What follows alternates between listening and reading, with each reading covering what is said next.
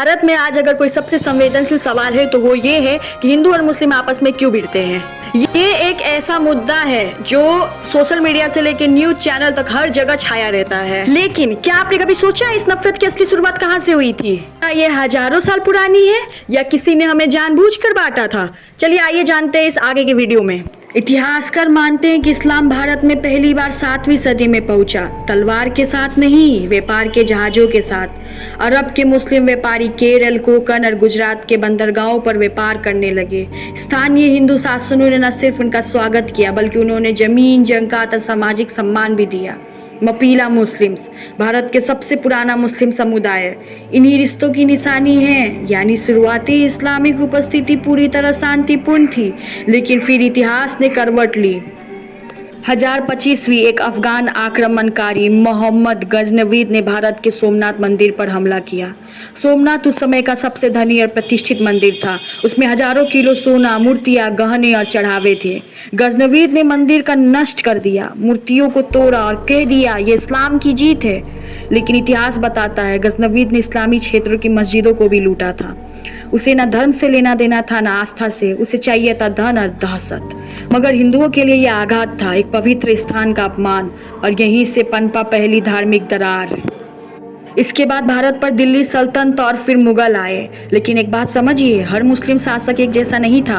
अकबर ने सुलह कुल की नीति अपनाई, दीन-ए इलाही शुरू किया और मंदिरों को दान भी दिया।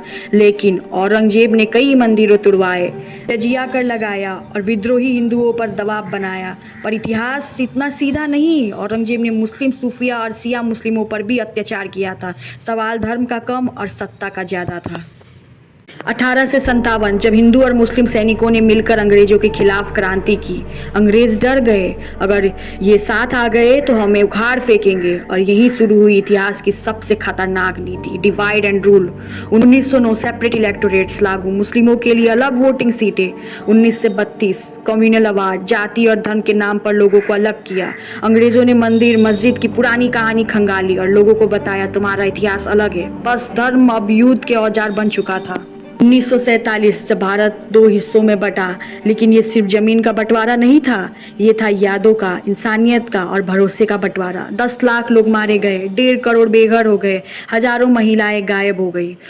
और जहर इतना गहरा गया कि आज 75 साल बाद भी हम इस घाव को भर नहीं पाए। क्या आप जानते हैं जिस इलाकों में पहले हिंदू मुस्लिम साथ रहते थे वहाँ आज हिंदू मोहल्ला और मुस्लिम मोहल्ला लिखा जाता है। ये विभाजन सिर्फ फिजिकल नहीं, मानसिक और सांस्कृतिक भी है।